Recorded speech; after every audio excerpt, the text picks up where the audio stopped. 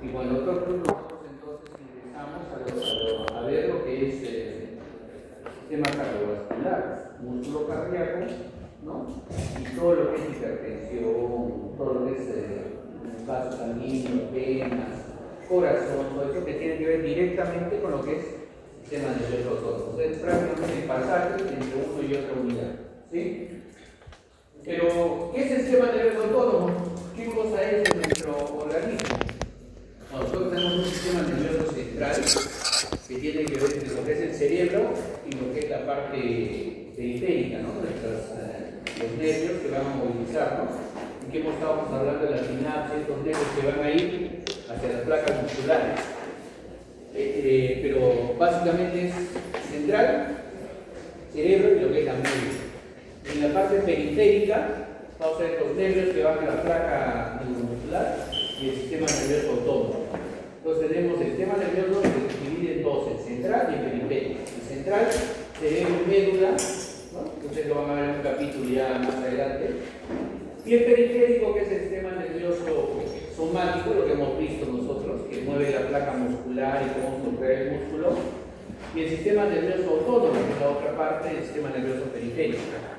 Entonces, el sistema nervioso autónomo es igual, una serie de nervios que salen de la médula espinal y que se dirigen hacia los órganos. En este caso, no directamente hacia el músculo, sino a los distintos órganos.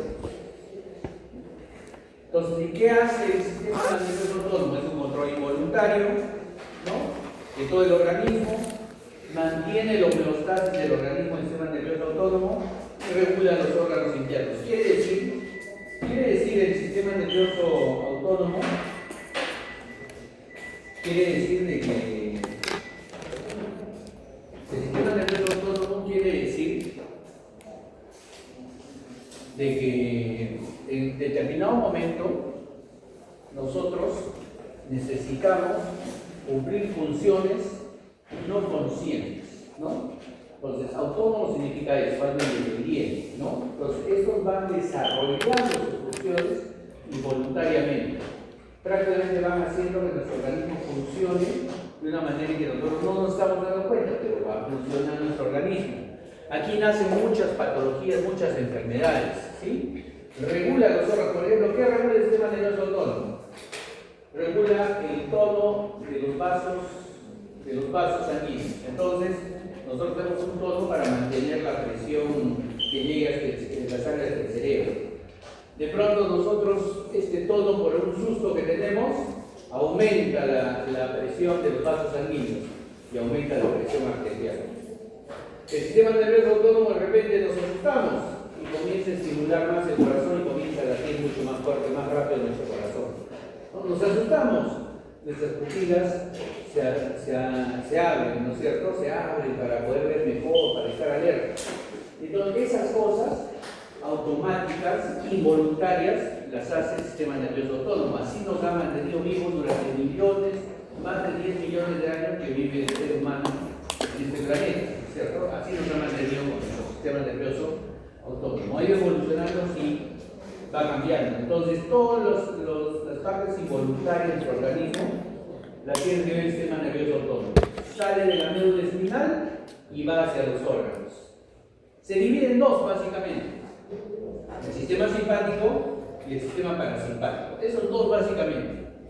Actualmente van a estudiar en Fisiología 2 una parte del sistema nervioso autónomo y el sistema nervioso entérico. ¿Por qué? Porque se ha visto que prácticamente el intestino también tiene un sistema de defensa autonómico, independiente, que nos puede producir y puede expresarse con algunas alteraciones emocionales, por irritables, sentimientos, ¿no? etc.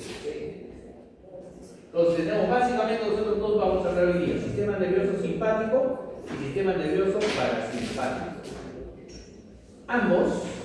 Ambos inervan, ambos salen de la médula espinal.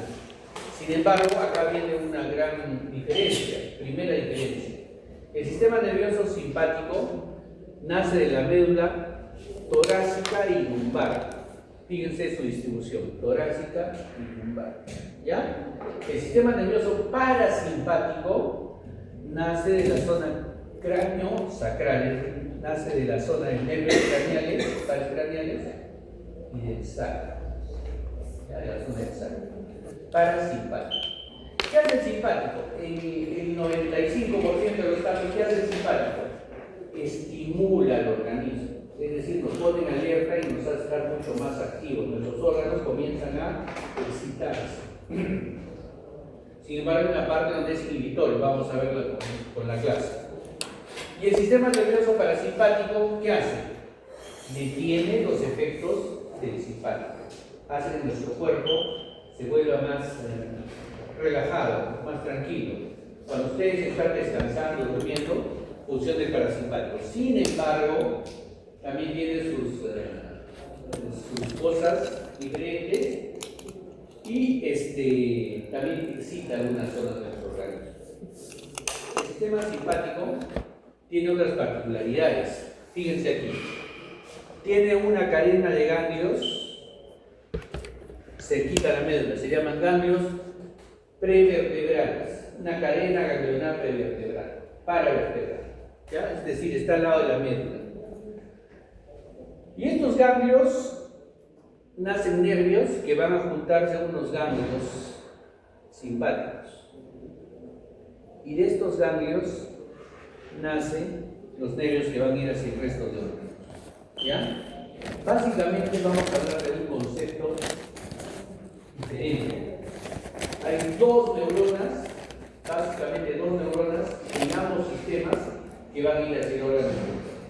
La primera neurona se llama neurona preganglionar. Y la segunda neurona se va a llamar neurona posganglionar.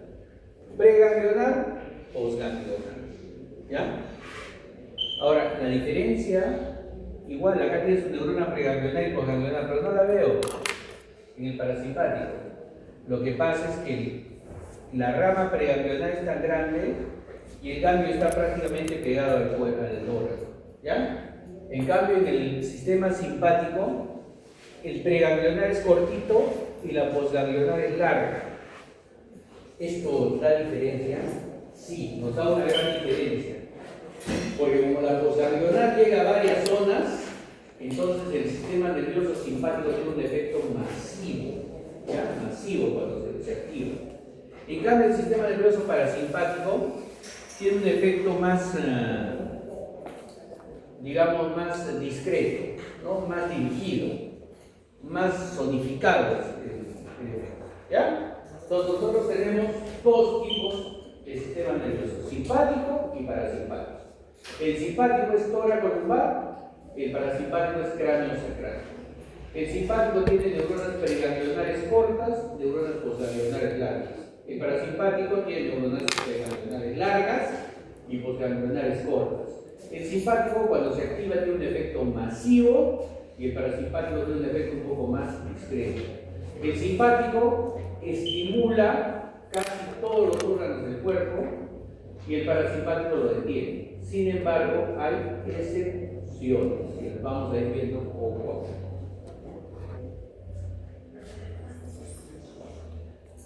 Entonces, neuronas preganglionares, posganglionares y ganglios autónomos. Ya lo hemos visto. Nuevamente lo mismo, neuronas preganglionares, posganglionares y ganglios y los ganglios.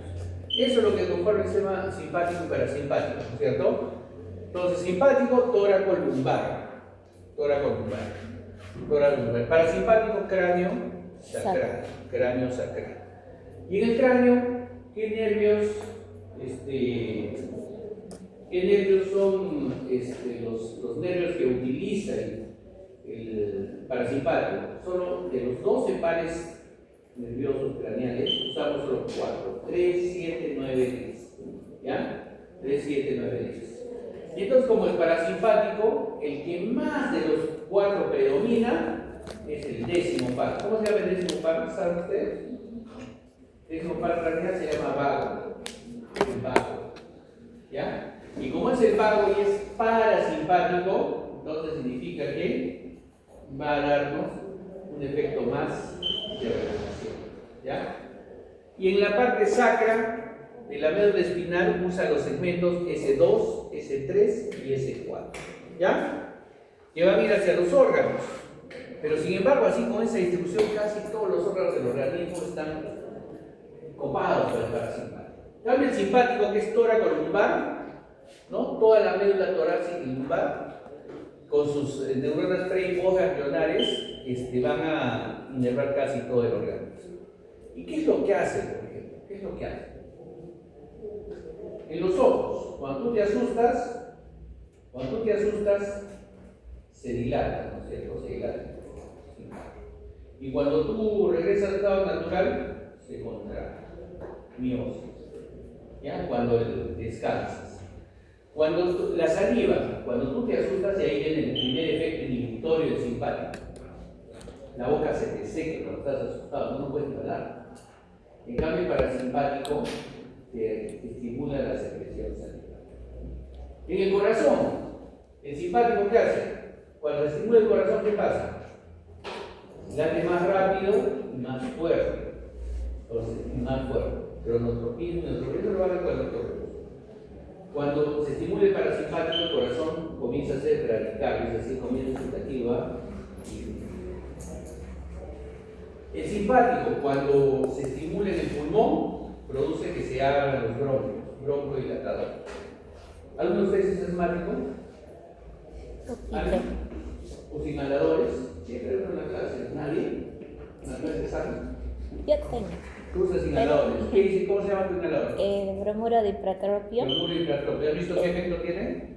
Es taquicárdico. No, pero ¿qué efecto tiene? ¿Has leído qué droga es? ¿Qué medicamento es? No. Vale, ahora vas a ver. ¿Ya? Entonces, los estimulantes del sistema nervioso simpático dilatan. ¿Sí? Dilatan. Pero como la droga que usa tu compañera para su bronchodilatación, como es estimula el simpático, también estimula el corazón, y por eso ya dice que produce taquicardia, ¿no? Porque dice el simpático te produce taquicardia, bronchodilatación, pero te produce taquicardia. En el intestino, el simpático te produce estreñimiento, segundo efecto inhibitorio, te produce disminución de la motilidad. En cambio, el parasimpático, con el vago, comienza a estimular el intestino, comienza a estimular, será porque comemos más, ¿no? Con el parasimpático, ingerimos. ¿Ya? Y entonces así van viendo todos los órganos, cada uno de los órganos. Por ejemplo, el simpático te produce la secreción de glucosa, comienza el trabajo del hígado, el enzimático, todo más rápido. Y entonces comienza a producir glucosa, estimula la glucogenolisis, la gluconeogénesis, es decir, distribuye el glucógeno. Todo eso porque necesitas más azúcar. ¿Por qué? Porque el simpático es de defensa, ¿no? ¿Cuándo usas tu sistema simpático, por ejemplo? Alumno de medicina está llegando a su casa a 10 de la noche y ven parados dos señores en la esquina con muy buenas intenciones. Y cuando se le acercan, el estudiante de medicina agarra los evade y corre. Corre hasta su casa, entra, les gana por media cuadra y no sabe cómo lo ha hecho. No sabe, no tiene la menor idea cómo lo ha hecho. Estaba asustado como un conejo, no sabe lo que ha hecho. Ese es su sistema nervioso simpático. Entonces, cuando llegan a su casa, llegan con una angustia, ¿no? El estómago, no saben, están estreñidos, la boca seca, los ojos abiertos, ¿sí? Y el corazón latiendo, pero está respirando mejor, ¿no? ¿Qué es lo que ha pasado? Todo su sistema nervioso simpático se activó, es el huir, es el defensa, ¿ya? Ese es lo que sucede. En cambio, si ustedes están echados en su cama, su corazón está latiendo despacito, ¿no? Su salivación está normal o es aumentada. Si hay luz, no están dilatados, no hay problemas, no se les retuercen las pupilas, todo tranquilo, ¿sí? Todo tranquilo. Entonces no hay ningún problema.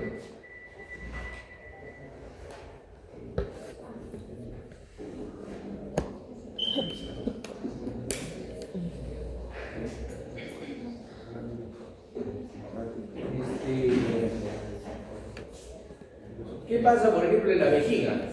En la vejiga.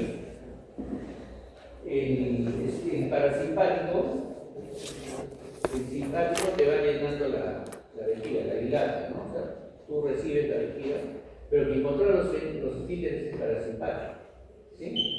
Entonces, cuando tú estás Cuando tú estás asustado, vas llenando tu orina, te dan orina. Vas llenando orina. Y después que estás, ya te relajas, recién funciona. ¿No es cierto? Entonces, todo se entiende por esto. ¿Y qué parte del parasimpático y simpático actúa acá? Esta parte sacra, ¿no? Esta parte sacra. Hasta para la reproducción tiene que ver el simpático y el parasimpático. Entonces, lógicamente, una pregunta de examen va a ser de las diferencias fisiológicas entre simpático y parasimpático en un órgano, ¿no? Determinado. Entonces, ahí tiene que haber una relación. Entonces, la neurona que sale de la médula espinal, sale elástica del medio lateral, nace ahí la neurona y sale hacia un ganglio, hacia el ganglio. En el ganglio hace un escala, neurona preganglionar, y sale la neurona postganglionar hacia el órgano. En los dos, solamente que la ubicación topográfica del parasimpático o del simpático es diferente, toracolumbar, craneosacral. La longitud de la neurona en el simpático es cortita la neurona preganglionar, grande la neurona postganglionar. En el parasimpático es al revés, la neurona preganglionar es largota y la postganglionar es cortita, ¿no? El efecto más discreto, más moderado. ¿Ya? Esa es la diferencia, pero en sí el esquema es el mismo. Y entonces, ¿y quiénes pasan esto? Si hay neuronas preganglionar. Esto significa que existen sinapsis, uniones que van a comunicar un nervio con el otro.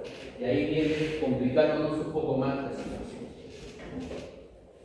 ¿No? Entonces, nuevamente, toracolumbar, ganglionar, ganglios paravertebrales. El sistema nervioso simpático básicamente es tóraco-lumbar.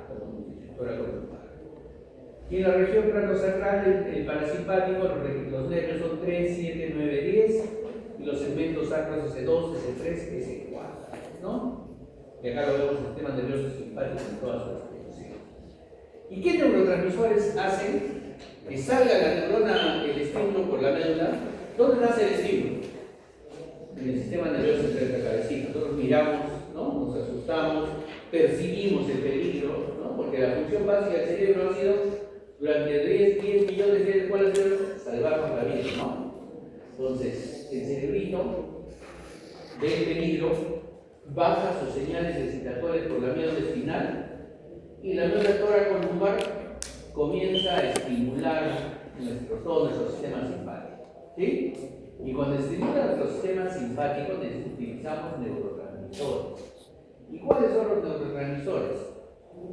Recontraconocidos. Acetilcolina, ya lo hemos conocido, ¿cierto? De la placa muscular, ¿sí? Ya sabemos cómo se forma, etc. Y otro neurotransmisor que lo hemos tocado es la noradrenalina o adrenalina. ¿Ya?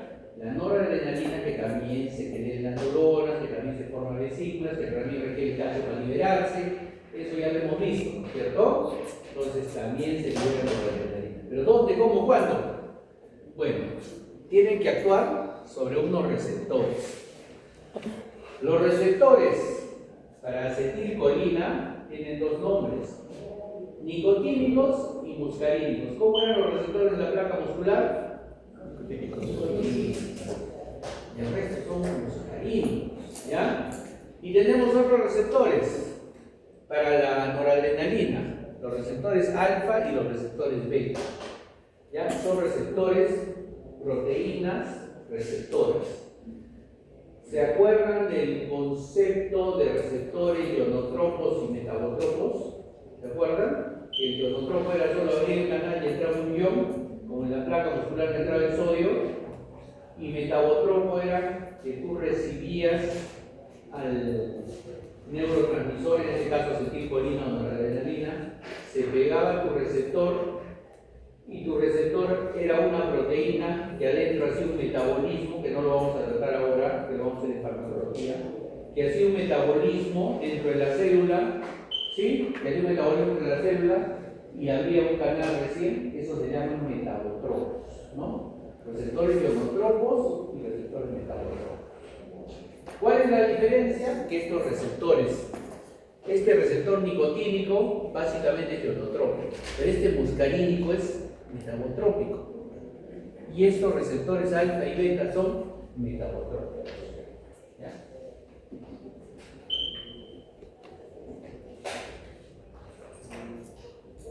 Y acá tenemos un esquema, digamos, más o menos para que se entienda, en el cual sale de la médula espinal la primera neurona, sale y va a anclarse en la neurona preganglionar. Como este es chiquito, entonces se tratará de un sistema nervioso simpático, ¿no es cierto? La neurona preganglionar en el sistema simpático es pequeña y la posganglionar es grande. Entonces, en el simpático, vamos a hablar del simpático, solo del simpático, ¿ya?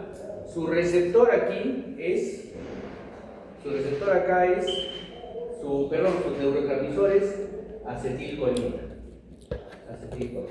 ¿ya?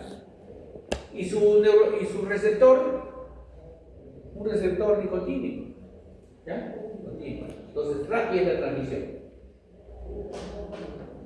Pero cuando sale de acá hacia la placa, hacia el órgano, el simpático, ya no usa la acetilcolina, cambia la neurona. Y ahora son neuronas que van a secretar el neurotransmisor noradrenalina. Y ese receptor noradrenalina esos neurotransmisores noradrenalina requieren receptores alfa o receptores beta. ¿Ya? Receptores alfa o receptores beta. ¿Estamos de acuerdo ya? ¿Estamos ahí? ¿Sí? ¿Más o menos? Ahí vamos al parasimpático. ¿Y qué pasa en el parasimpático? En el parasimpático, el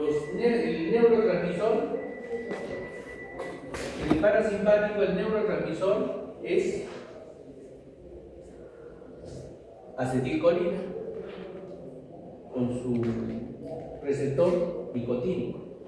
Y la segunda neurona de la postganglionar, otra vez acetilcolina. Pero sus receptores cambian, nicotínicos en la placa muscular, pero en el resto del organismo son receptores muscarínicos. ¿Comprendimos más o menos? En el simpático sale el estímulo, llega a la neurona preganglionar, acetilcolina, se encuentra con un nicotínico, lo estimula, sale el impulso, llega al órgano y es noradrenalina con los receptores alfa-beta. ¿Ya? En el parasimpático sale el impulso de los nervios craneales o del cráneo o del sacro, sale el impulso y se encuentra con los receptores, se encuentra con acetilcolina y receptores nicotínicos, igualito que el simpático. Pero la postganglionar sale, usa acetilcolina, pero se encuentra con receptores muscarínicos en la mayoría de ocasiones. Muscarínicos. Solo nicotínicos encontramos en glándulas salivales y en placa muscular. ¿Ya? Nada. El resto son muscarínicos. Entonces, esa es la complicación del sistema nervioso autónomo. Pero tan importante es esto, muy importante. La noradrenalina es una de las principales drogas que nosotros usamos en los pacientes críticos, en shock, hipotensos, ¿no? Que producen críticos, ¿no? Entonces, tenemos que saber usarla, su metabolismo, cómo se metaboliza, dónde se produce, qué efectos colaterales tiene. Sí, porque un médico decente tiene que saber usarla para poder ayudar a ese paciente. ¿Ya? La acetilcolina, en cambio, más es una droga que tenemos que saber inhibirla en algunos momentos. Vamos también a estudiarlo. También hay drogas que inhiben la función de acetilcolina. ¿Dudas? ¿Hasta ahí? ¿Preguntas? ¿Dudas? Dígame, los receptores nicotínicos son ionotropos, ¿no? Sí. Y los nicotínicos son Metabólicos. ¿Dudas? Digan. Los músculos respiratorios pertenecen a los receptores nicotínicos. Sí, son músculos respiratorios. ¿Verdad? A ver, es que cuando vamos respiratorio vamos a hablar de dos cosas. Los músculos respiratorios son los intercostales, los que están en la costilla, son delgaditos, pero son músculos. Y tenemos el esternocleidomastoideo, ¿no? Los escalenos, el diafragma, que son músculos. y también son nicotínicos. No solo las masas musculares grandes, bíceps, glúteos, cuádriceps, no solo eso, sino todos son músculos estriados que requieren un estímulo por parte de la acetilcolina. ¿Ya? Es más, nosotros tenemos drogas, por ejemplo, ya en unidades de cuidados intensivos, en salas de operaciones, usamos drogas contra los receptores nicotínicos, para que el paciente no respire y así poderlo conectar a un ventilador mecánico y que pueda. ¿Ya? Entonces, cuando hemos estado en la época, por ejemplo, del COVID, cuando en la segunda ola, esta fue más brutal, en la segunda ola del COVID, por ejemplo, en el Perú ya no había relajantes musculares, se acabaron. ¿Por qué? Porque todos los pacientes estaban en ventiladores mecánicos y teníamos que usar esos medicamentos que bloqueaban los receptores nicotínicos para poder hacerlos ventilar a los pacientes. Porque el pulmón del paciente con COVID era núcleo, entonces había que hacerlos ventilar. ¿Ya? Entonces, esa es la función del receptor nicotínico. Entonces, ¿para qué el beneficio?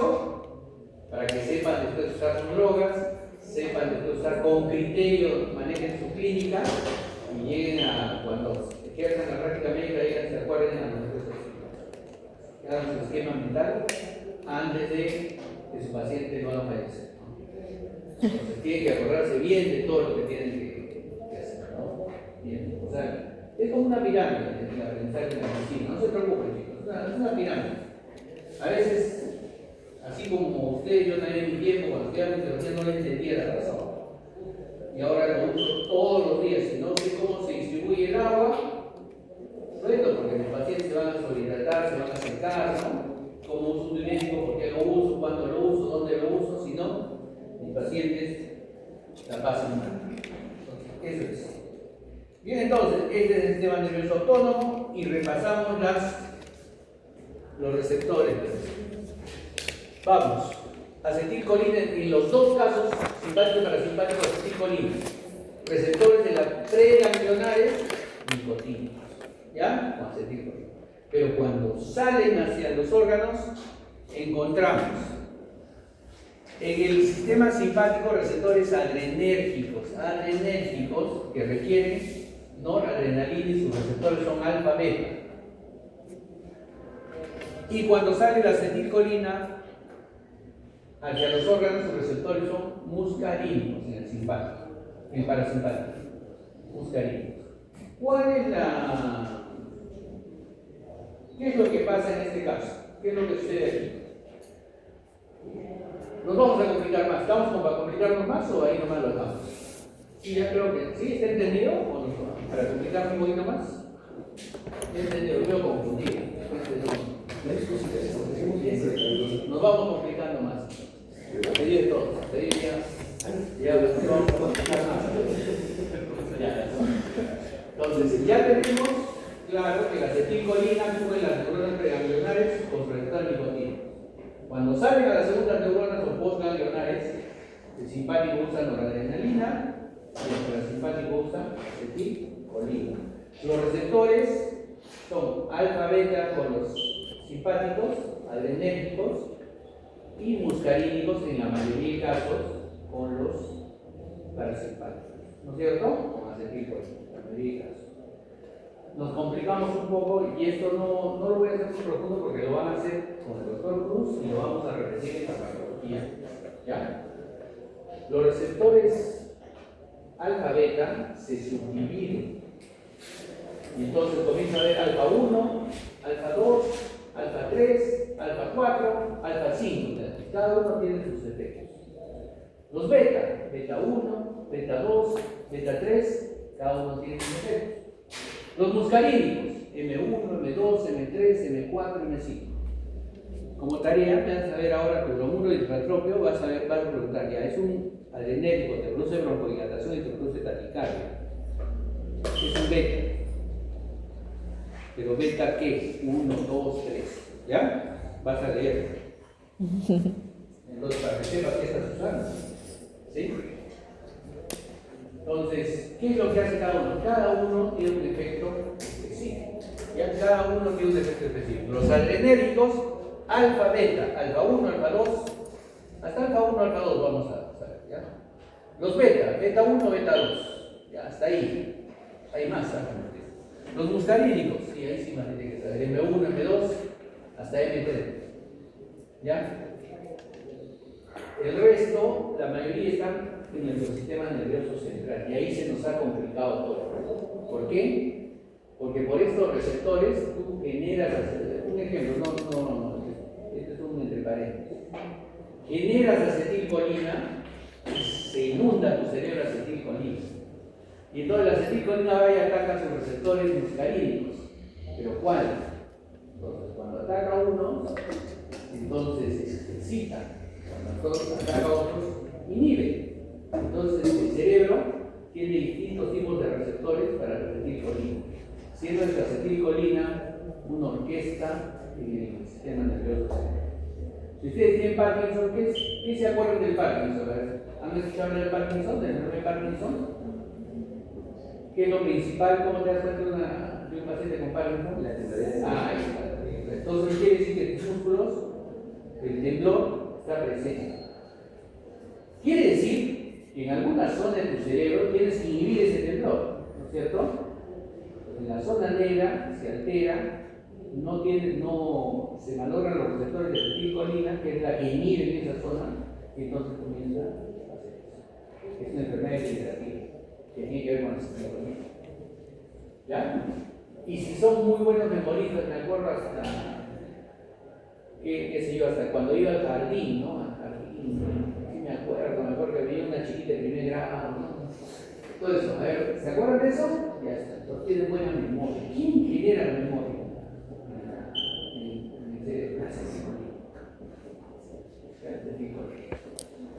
Entonces, como ven, la acetilcolina está acá es un paréntesis, ¿no? Porque estamos hablando acá, de la parte periférica.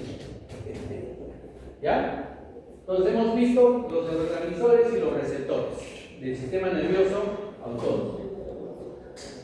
Receptores alfa 1. Alfa 1. ¿Dónde tenemos alfa 1? Básicamente, el receptor alfa 1 básico, en los vasos sanguíneos. ¿Los vasos sanguíneos tienen músculos? Sí, tienen sus músculos, su capa muscular. Esa capa muscular que la van a hablar durante 6 semanas con el doctor Cruz, esa capa muscular es alfa 1. ¿Ya? Es alfa 1. Y entonces, ¿qué es lo que pasa? Viene la noradrenalina, lo estimula y se cierra un poquito. No lo van a cerrar todo, se cierra un poquito. Y entonces tu sangre circula y llega a tu cerebro, llega a tu corazón, bomberos. Sin embargo, hay enfermedades en las cuales los alfa 1 se alteran y se dilatan, no llega sangre a tus órganos y comienza a entrar, por ejemplo, los shocks, ¿no? Entonces, ¿qué pasa? Nosotros les ponemos un medicamento, ¿qué le ponemos? Noradrenalina, para intentar hacer que los alfa 1 se estimulen de nuevo. ¿Ya? Alfa 2. ¿Se acuerdan que habíamos hablado de los receptores pre y postsinápticos? El alfa 2, para complicarlos un poquito, es un receptor presináptico. Cuando existe mucha noradrenalina, se pega a los receptores alfa 2 y le dice a la neurona: acá no me aguante un poquito, no liberes tanto porque hay demasiada una enfermedad, una patología que se produzca por liberar mucha noradrenalina y estimular los receptores alfa 1. Una que se les ocurra. Cuando los vasos sanguíneos se cierran aquí. ¿Qué patología puede ser?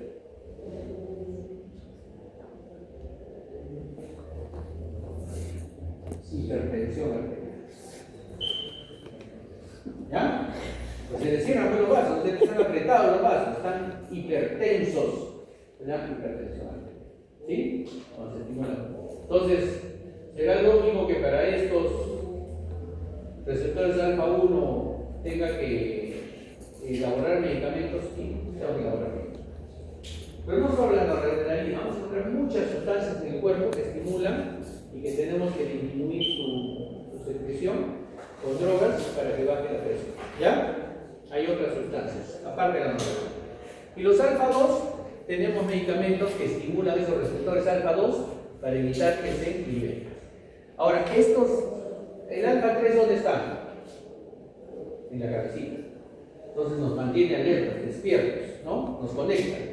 Si tú no tienes adrenalina, entonces tu cerebro comienza a dormirse, a dormitarse, ¿no? Deja de estar muy alerta. ¿Sí? Listo. Y los beta 1 están principalmente en el corazón y nos producen la frecuencia cardíaca, la taquicardia o la bradicardia, entonces nos produce una frecuencia cardíaca ideal. ¿Ya? Beta 1, estimulado por la noradrenalina.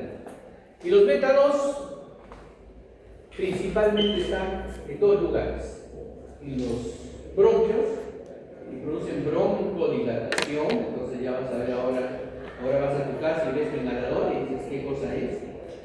Broncodilatación, ¿ya? Y también trabaja en el útero, ¿ya? Cuando hay contracción utérica. Lo usamos también para disminuir las contracciones utéricas. Entonces, si tú te das cuenta, por ejemplo, en el caso de tu compañera que usa inhaladores para el asma, es un beta 2, entonces le abre los bronquios, pero no es un beta 2 así específico para beta 2, sino también tiene un poquito de efecto beta 1. Y si tiene beta 1, estimula el corazón y entonces produce taquicardia. Y esa es una de las cosas que todavía no podemos controlar.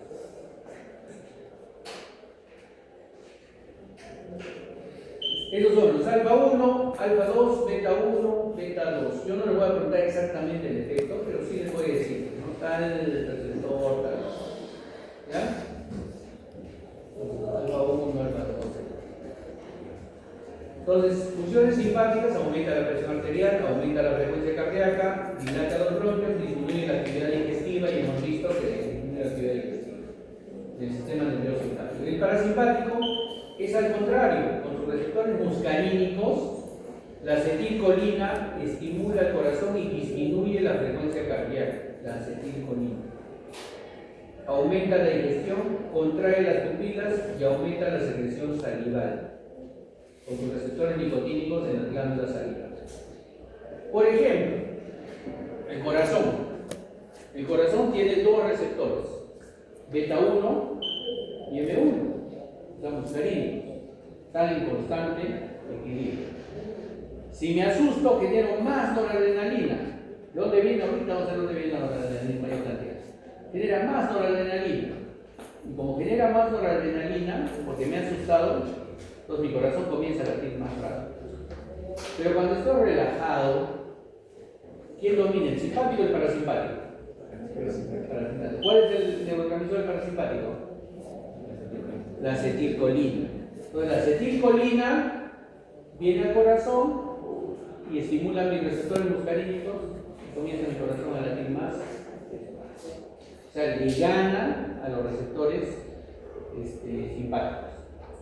Entonces tiene un equilibrio constante en el organismo entre uno y el otro. ¿Ya? Tienen que estar en equilibrio los dos. Si uno comienza a estimularse más, como cuando te asustas, por ejemplo, tu corazón comienza a latir más rápido. Si, por ejemplo, estás más tranquilo, tu corazón comienza a latir más lento, para simpático estar. Pero tienen que estar en constante equilibrio los dos receptores muscarínicos y adrenales. ¿Ya? Igual pasa en el intestino, igual pasa en la vejiga, igual pasa en los ojos, igual pasa en las glándulas salivales. En constante equilibrio para permitir que nuestro organismo mantenga su homeostasis. Cuando pasa alguna cosa, un desequilibrio, es cuando viene y cambia y se presenta un equilibrio. Ahí estamos con el sistema nervioso parasimpático. Y el sistema nervioso y la glándula suprarrenal. Bueno, la médula suprarrenal actúa como un ganglio, es decir, sale si tú te asustas, o tienes un estímulo, o tienes una excitación, sale por la médula espinal el estímulo, sale por ganglio preganglionar y llega a la glándula suprarrenal. Y la glándula suprarrenal actúa como ganglio, pero ya no va a ningún sitio. La glándula suprarrenal es la que produce noradrenalina, ¿ya? Que produce en gran cantidad. Es nuestro órgano del estrés, la glándula suprarrenal, ¿ya? Nuestro órgano del estrés. Hace unos días los cirujanos han hecho una han sacado la glándula suprarrenal. Han sacado la glándula suprarrenal. ¿Por qué? Era un paciente hipertenso que no podía controlar su presión con ningún medicamento, nada, y era maligno, entonces tenían que sacar las glándulas suprarrenales. ¿Ya? Entonces le han sacado las glándulas suprarrenales.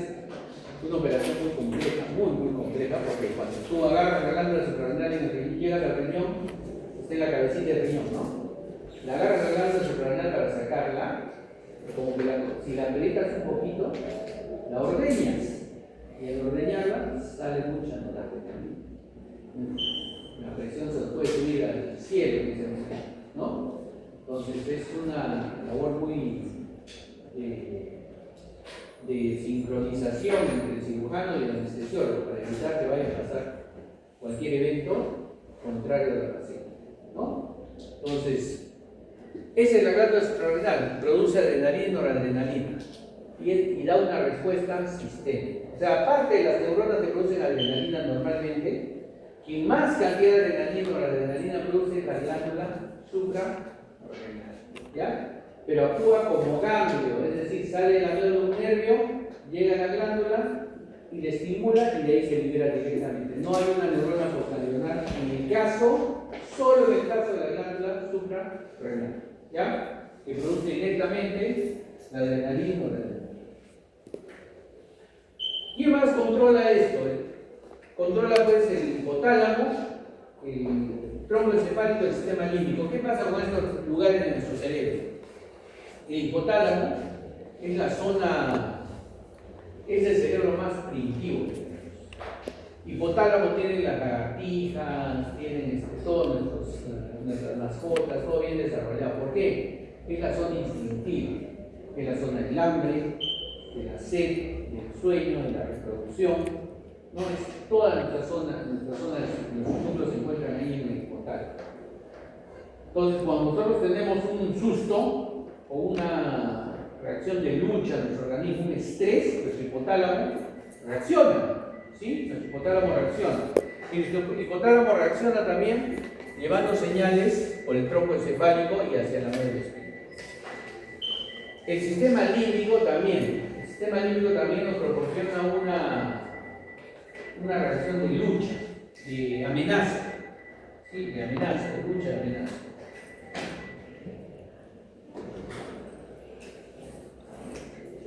¿Qué reflejos hay, básicamente, que tenemos que acordarnos entonces? Los reflejos cardiovasculares, que son los que nosotros tenemos que recordar. Por ejemplo, hoy día en la mañana, ustedes, cuando se despiertan, 3 de la mañana, 4, 5 y media. 7 y media. 5 Es que y tú media. tienes horario de entonces, cuando te despiertas en la mañana y te vas a levantar, no sé si les ha pasado, se levantan muy rápido y se sienten un poco mareados, ¿no? Un poco mareados. ¿Qué es lo que sucede? ¿Qué es lo que sucede en ese momento? Es un reflejo cardiovascular. Estás dormido, estás echado en tu cama, calientito, estás con tu sistema parasimpático al extremo. Entonces, ¿cómo está tu sistema simpático con respecto a tus vasos? ¿Está dormido o solamente manteniendo el tono? Tus vasos sanguíneos están dilatados, ¿ya? Entonces, tú te paras bruscamente y ¿qué es lo que pasa? Toda tu sangre se va hacia tus pies, porque estás con los vasos sanguíneos abiertos. Entonces, con los segundos, tu sistema simpático dice, no, me estoy despertando, es un estrés. Recién generas adrenalina, se cierran tus vasos, mejoras tu tono vascular, que se asoció con los receptores alfa 1, y la sangre vuelve a subir y se te pasa. Ese es un reflejo vascular. Es un reflejo vascular.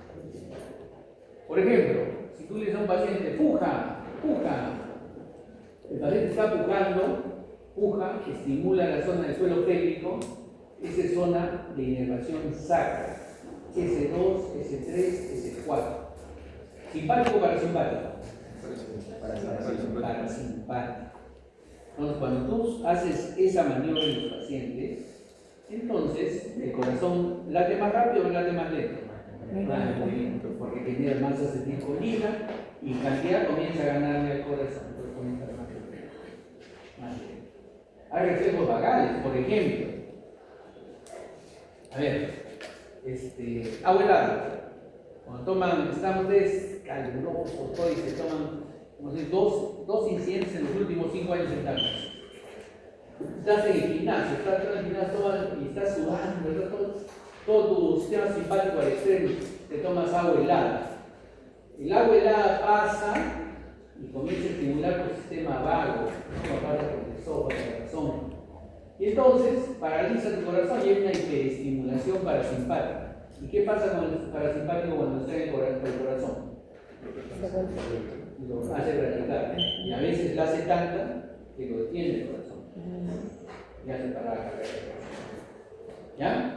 Entonces, ¿qué más? A ver,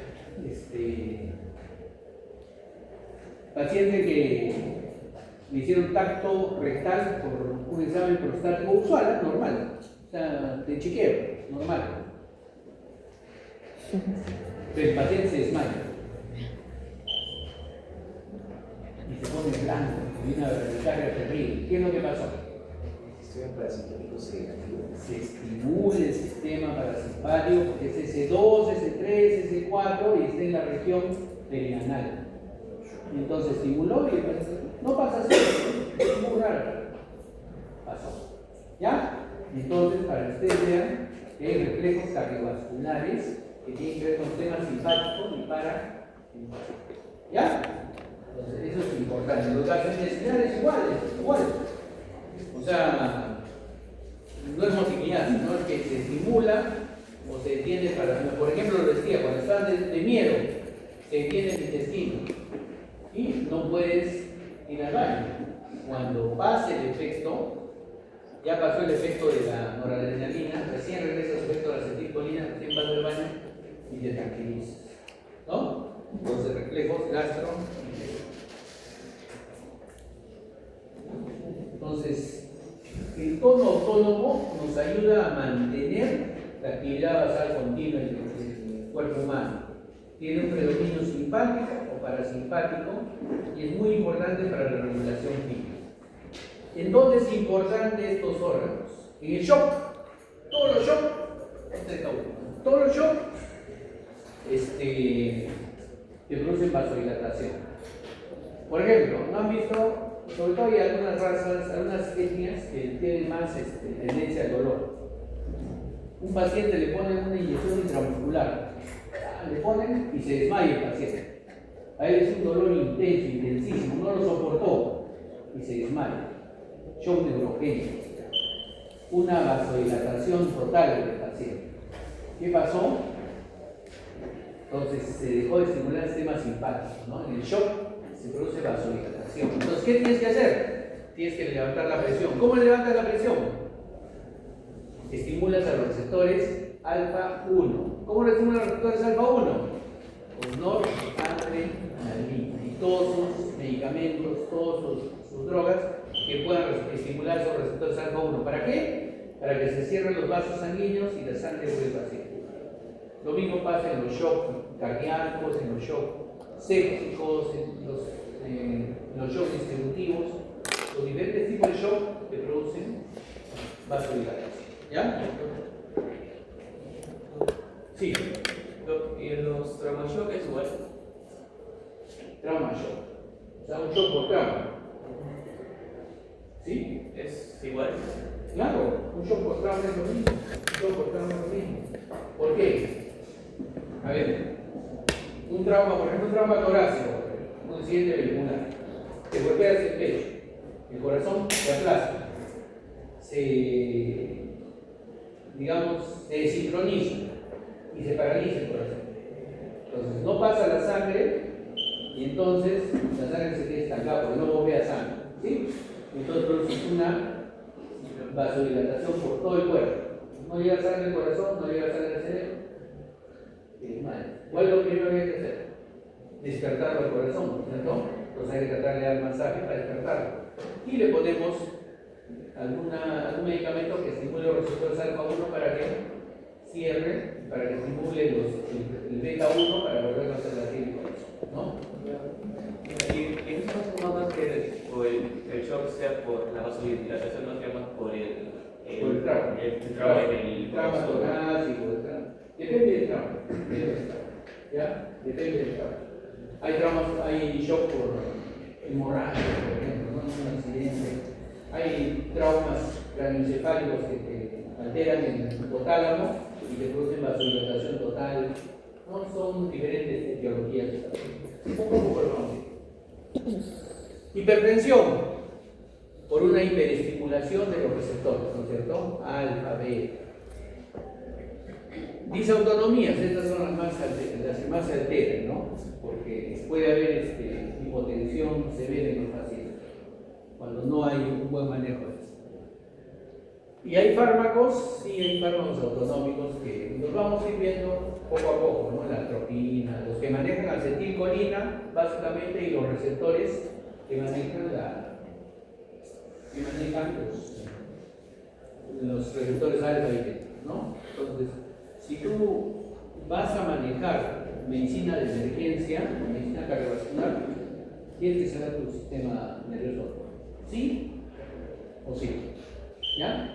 En emergencia, si no sabes el sistema nervioso autónomo, drogas, cuánto pones, cómo pones, dónde pones, los efectos colaterales, qué es lo que produce, todo eso, has perdido. ¿Ya? Entonces, ustedes quieran o no quieran, van a estar plantados en emergencia por lo menos durante un año, y después ya cuando hagan su especialidad, de repente sí, de repente no, pero por lo menos. Mi primera amiga, por ejemplo, me dice, ella es dermatóloga, pero el primer año tuvo que estar en medicina interna, segundo año en medicina interna. ¿Y dónde la mandan? A la emergencia. Si quiere o no lo quiere. Yo quería, ella quería ver carachas y acabo de ver. Listo, chicos. Nos vemos en el examen. En la parte esa. El examen no es nada de otro mundo, ¿verdad? Por lo menos conmigo, la idea es que ustedes salgan con un producto, ¿verdad? ¿Cierto? Que lean y saquen el producto que más podamos sacar provecho en los siguientes cursos, ¿no? Para mí lo importante de esta parte es que sepan básicamente la neurotransmisión, manejar placa muscular, manejar sistema nervioso autónomo y de más adelante las generalidades del transporte activo, todo eso, porque transporte pasivo, todo eso, porque eso les va a servir en adelante para el manejo de otras cosas que van a hacer en lo que viene más adelante. ¿Ya? 20 preguntas, solución múltiple, tipo caso clínico, el día 21. ¿Ya? 8 de la noche. ¿8? Miren, es que depende de la hora, todavía no puedo darle la hora. Por mí sería en la noche, pero de repente va a tener que ser en la mañana, según la necesidad de las aulas. ¿Ya? Está bien en la noche. Bien. El 21 también va a haber clase de seguridad, primera clase Es el doctor Cruz. Sí, por eso le estamos hablando mañana de los estudios. Mañana no va a haber clase teórica. Mañana para que estudien ¿ya? Ya me lo digo su delegado para que sea el 21, la hora más o menos de disponibilidad de clases. ¿Ya? La noche. Por eso. El 21 creo que tiene práctica también, ¿no? Ya. No, pero ya voy a coordinar con su delegado. Vamos a ver bien el programa. ¿Ya?